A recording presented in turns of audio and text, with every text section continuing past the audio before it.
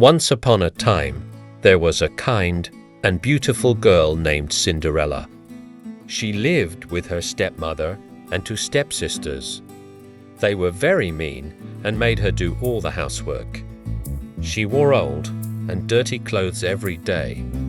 One day, the king invited all the young women to a big ball at the palace. The prince wanted to find someone to marry. Cinderella wanted to go too, but her stepmother said no and left her at home. Cinderella felt very sad and cried by the fire. Suddenly, a fairy godmother appeared. She used magic to change a pumpkin into a carriage, mice into horses, and Cinderella's old clothes into a beautiful dress with glass slippers. But the fairy said, "You must return before midnight." At the ball, everyone looked at Cinderella. The prince danced with her all night, and they fell in love. But when the clock struck 12, Cinderella ran away.